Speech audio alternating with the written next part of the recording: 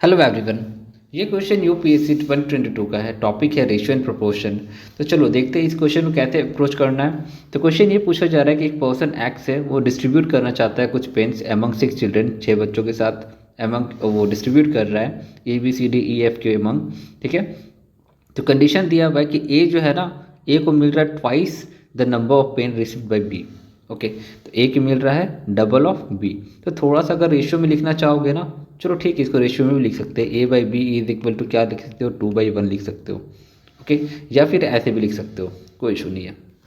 Then second क्या दिया हुआ है कि ए को मिल रहा है 3 टाइम्स, किसके साथ, किसके कंपैरिजन में, सी के कंपैरिजन में। तो A is equal to 3 times of C, कोई इशू नहीं है।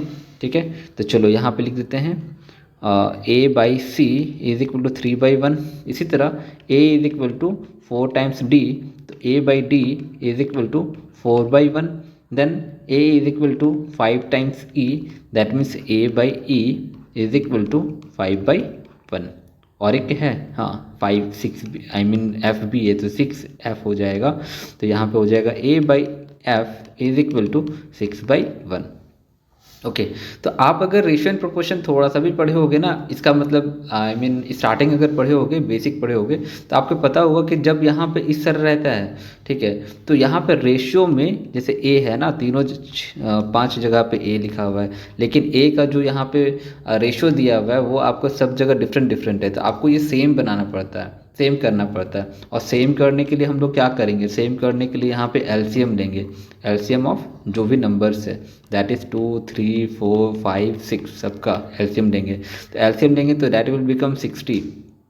ठीक है, तो 60 हो जाएगा, तो यहाँ पे इसको कर देंगे मल्टीप्लाइड बाई 30, यहाँ भी 30, यहाँ पर 20, यहाँ पर भी 20, यहाँ पर 15, यहाँ पर भी 15, यहाँ पर 60 है, दैट मीन्स 12, यहाँ पर भी 12, यहाँ पे टर्न 10, यहाँ पर भी 10, सॉरी।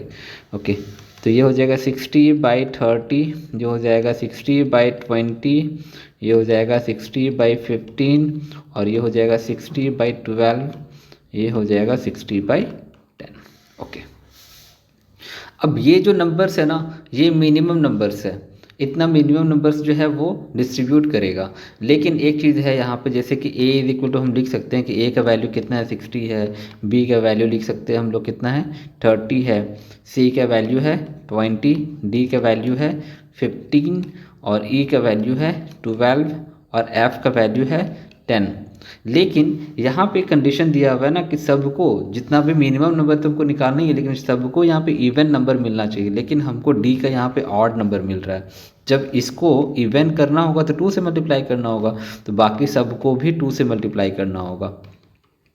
ओके, तो जब सबको 2 से मल्टीप्लाई करोगे ना एंड देन वैल्यू को ऐड करोगे, तो फाइनली जो वैल्यू आएगा वो आएगा 294। ओके, तो ऐसे ही रेशियो एंड प्रोपोर्शन को सॉल्व करना होता है। जैसे यहाँ पे सिमिलर टाइप का होता है ना, तो यहाँ पे एलसीएम लेकर के मल्टीप्लाई करना पड़ता है। ओके, कोई कन्फ्यूजन हो एक्सप्लेनेशन में तो आप बता सकते हैं। Till then bye, all the best.